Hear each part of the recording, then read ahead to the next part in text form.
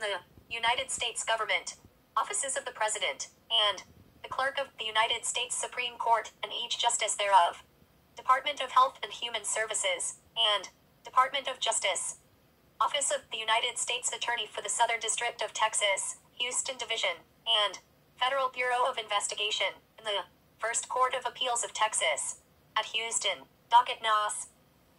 0118003111CV and 0118000485CV, and in the 313th Judicial Family District Court of Harris County, Texas, Trial Court Cause No. 2017-02559J. Request video and audio and complaints under the Freedom of Information Act from the Department of Justice and Federal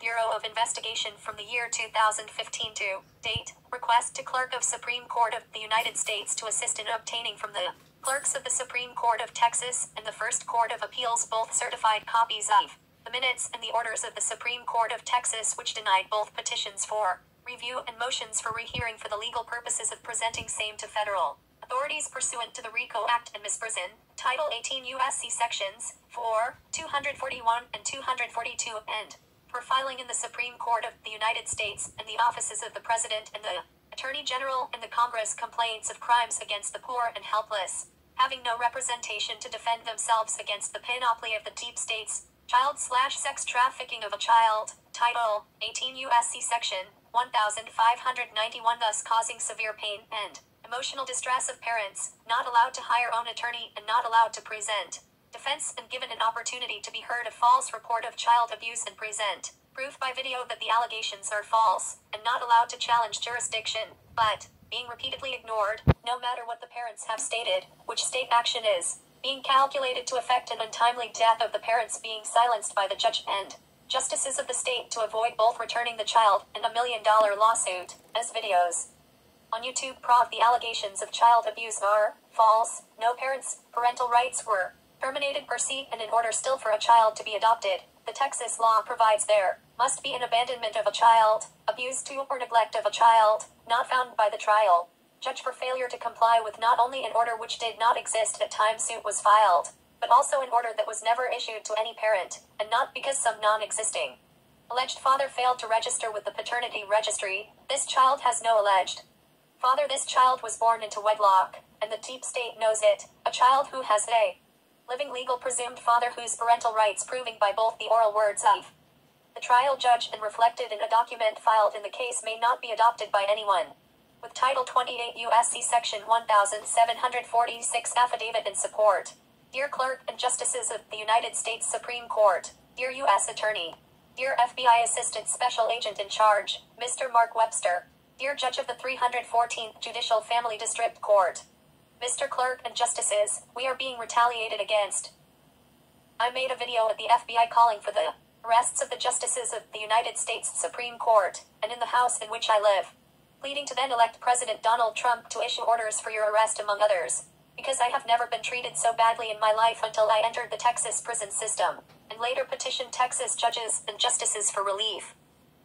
For example, once I obtain, under the Freedom of Information Act, you will even hear an FBI attorney that handles cases under Title 18 U.S.C. Section 242 agree with me that not only is an appeal in the First Court of Appeals still pending, see Whitfield v. State, 0118000617CR, because, as even you will see on my YouTube channel, the First Court of Appeals clerk, Mr. Chris Prine himself, even admit that no judgment was rendered in that criminal appeal by the appellate clerk for the court and issued out the office of the clerk back on August 26, 1993, to affirm the non-existing judgment of the trial court, which you can verify as true and which shall also see on my YouTube channel of deputy clerks of the trial court, admitting no judgment had been filed and noted on the docket sheet in none of the criminal cases wherein I admit today that I committed all the crimes except the two where I called the police on myself, trying to get free drug help, lying to police about I being a person that had broken into and entered someone else's house and had stolen their property, and later had talked my mother into calling the second time as the police refused to take me to jail unless my mother called after she came home from work. You live here, don't you? I cannot take you to jail unless your mother wants to press charges, so talk to her, and if she calls us we'll come back out, smoked crack again and resumed taking now not just our jointly owned property, but also property solely owned by my mother to sometimes pawn and other times to sell to support my crack cocaine addiction, then for the second time, and I was back still trying to get off crack cocaine again, and my mother called the second time, arguing to some random police dispatch that, while she was my mother, if the police did not do something to get me some drug help, it was just a matter of time that someone would kill me, and I was again arrested. I was joint owner of the washer and dryer we purchased in 1985 in Dallas, Texas, from Action TV Rentals, off Gus Thomas and Ferguson Road, but also, the said FBI attorney we will hear not only agree that the mandate of the court, prepared by the clerk, not the court itself, and issuing without a judgment of affirmance, was void, and that the justices of the First Court of Appeals, and then and still have now a duty, after becoming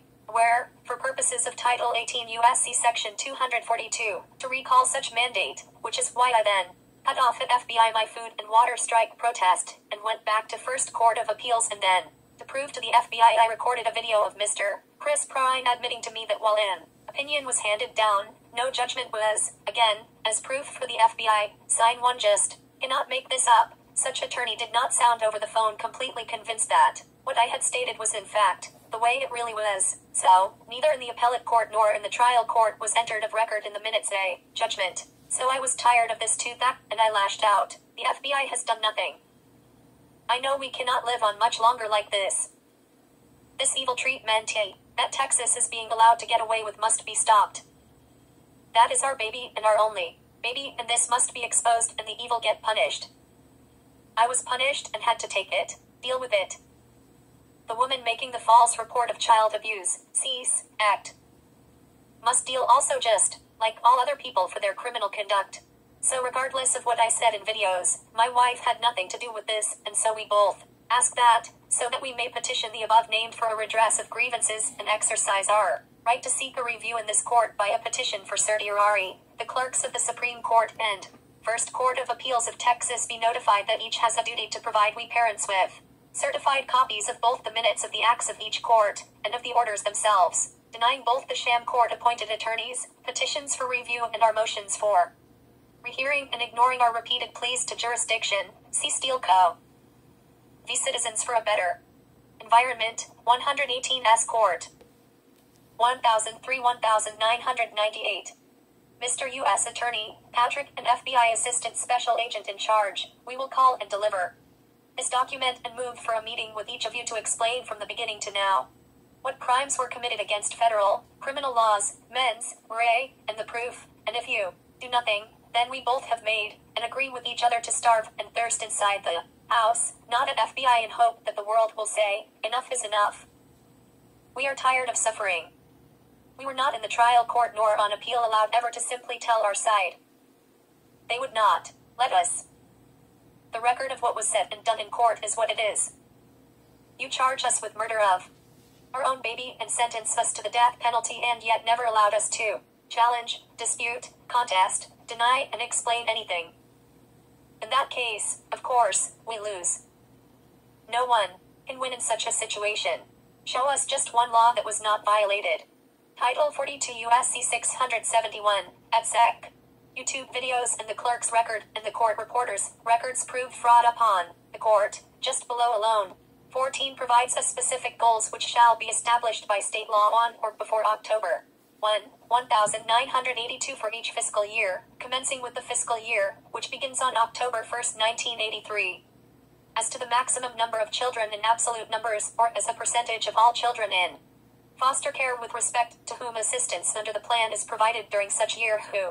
at any time during such year, will remain in foster care after having been in such care for a period in excess of 24 months, and a description of the steps which will be taken by the state to achieve such goals. 15 provides that, in determining reasonable efforts to be made with respect to a child, as described in this paragraph, and in making such reasonable efforts, the child's health and safety shall be the paramount concern, except as provided in subparagraph, reasonable efforts shall be made to preserve and reunify families prior to the placement of a child in foster care, to prevent or eliminate the need for removing the child from the child's home, and to make it possible for a child to safely return to the child's home. See if continuation of reasonable efforts of the type described in subparagraph is determined to be inconsistent with the permanency plan for the child. Reasonable efforts shall be made to place the child in a timely manner in accordance with the permanency plan, including, if appropriate, through an interstate placement, and to complete whatever steps are necessary to finalize the permanent placement of the child. Reasonable efforts of the type described in subparagraph shall not be required to be made with respect to a parent of a child if a court of competent jurisdiction has determined that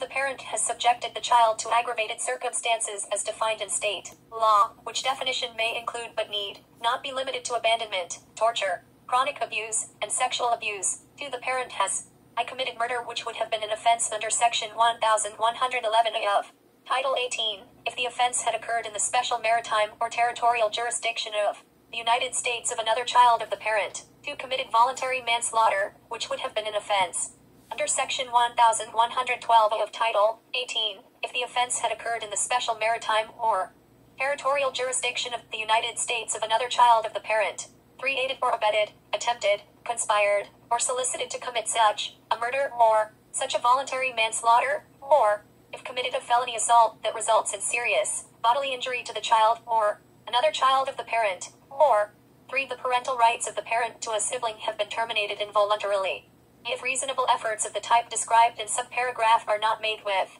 respect to a child as a result of a determination made by a court of competent jurisdiction in accordance with subparagraph. A permanency hearing as described in Section 675(5)(c) of this title, which considers in-state and out-of-state permanent placement options for the child, shall be held for the child within 30 days after the determination, and 2. Reasonable efforts shall be made to place the child in a timely manner in accordance with the permanency plan, and to complete whatever steps are necessary to finalize the permanent placement of the child, and reasonable efforts to place a child for adoption or with a legal guardian, including identifying appropriate in-state and out-of-state placements. Second, may be made concurrently with reasonable efforts of the type described in subparagraph 16 provides for the development of a case plan as defined in Section 675(1) of this title, and in accordance with the requirements of Section 675 of this title for each child receiving foster care maintenance payments under the state plan, and provides for a case review system, which meets the requirements described in Sections 675(5) and 675 of this title with respect to each such child. 17 provides that, where appropriate, all steps will be taken, including cooperative efforts with the state agencies administering the program funded under Part A and plan approved under Part D, to secure an assignment to the state of any rights to support on behalf of each child receiving foster care maintenance payments under this Part 18 not later than January 1, 1997, provides that neither the state nor any other entity in the state that receives funds from the federal government and is involved in adoption or foster care placements may deny to any person the opportunity to become an adoptive or a foster parent on the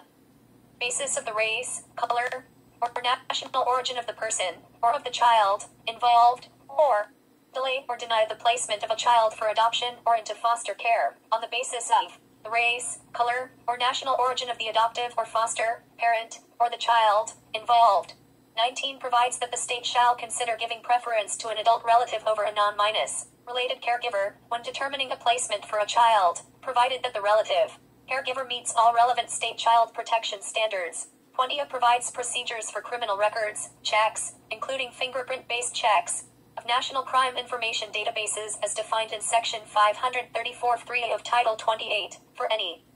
prospective foster or adoptive parent before the foster or adoptive parent may be finally approved for placement of a child, regardless of whether foster care maintenance payments or adoption assistance payments are to be made on behalf of the child under the state plan. Under this part, including procedures requiring that, in any case involving a child on whose behalf such payments are to be so made in which a record check reveals a felony conviction for child abuse or neglect, for spousal abuse, for a crime against children, including child pornography, or for a crime involving violence, including rape, sexual assault, or homicide, but not including other physical assault or battery. If a state finds that a court of competent jurisdiction has determined that the felony was committed at any time, such final approval shall not be granted, and 2. In any case involving a child on whose behalf such payments are to be so made in which a record check reveals a felony conviction for physical assault, battery, or a drug minus related offense, if a state finds that a court of competent jurisdiction has determined that the felony was committed within the past 5 years, such final approval shall not be granted. Provides that the state shall check any child abuse and neglect registry maintained by the state for information on any prospective foster or adoptive parent and on any other adult living in the home of such a prospective parent, and request any other state in which any such prospective parent or other adult has resided in the preceding 5 years, to enable the state to check any child abuse and neglect registry maintained by such other state for such information, before the prospective foster or adoptive parent may be finally approved for placement of a child, regardless of whether foster care maintenance payments or adoption assistance payments are to be made on behalf of the child under the state plan under this part. To comply with any request described in Clause E that is received from another state. And 3. Have in place safeguards to prevent the unauthorized disclosure of information in any child abuse and neglect registry maintained by the state, and to prevent any such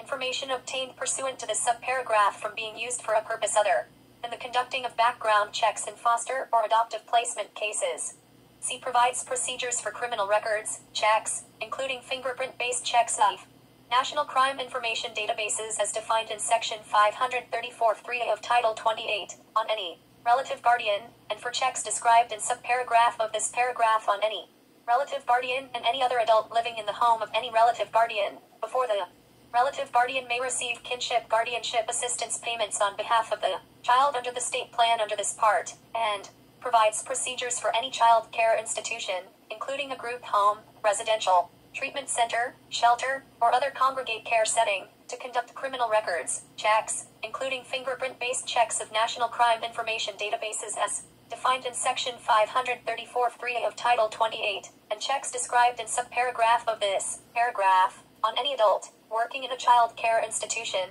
including a group home, residential treatment center, shelter, or other congregate care setting, unless the state reports to the Secretary the alternative criminal records checks and child abuse registry checks the state conducts on any adult working in a child care institution, including a group home, residential treatment center, shelter, or other congregate care setting, and why the checks specified in this subparagraph are not appropriate for the state. 21. Provides for health insurance coverage including, at state option, through the program under the state plan approved under subchapter 6 for any child who has been determined to be a child with special needs, for whom there is in effect an adoption assistance agreement other than an agreement under this part between the state and an adoptive parent or parents, and who the state has determined cannot be placed with an adoptive parent or parents without medical assistance because such child has special needs for medical, mental, health, or rehabilitative care, and that with respect to the provision of such health insurance coverage, such coverage may be provided through one or more state medical assistance programs. The state, in providing such coverage, shall ensure that the medical benefits, including mental health benefits, provided are of the same type and kind as those that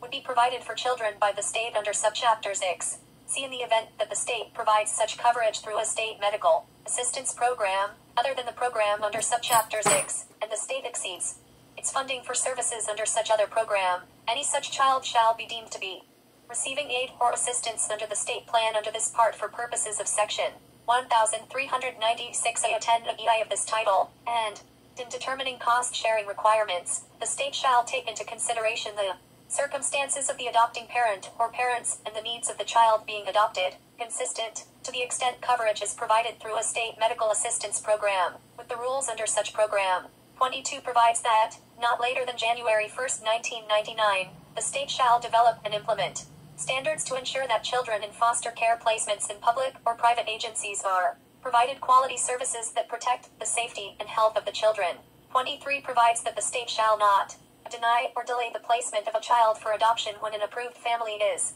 available outside of the jurisdiction with responsibility for handling the case of the child, or fail to grant an opportunity for a fair hearing, as described in paragraph 12, to an individual whose allegation of a violation of subparagraph I of this paragraph is denied by the state or not acted upon by the state with reasonable promptness.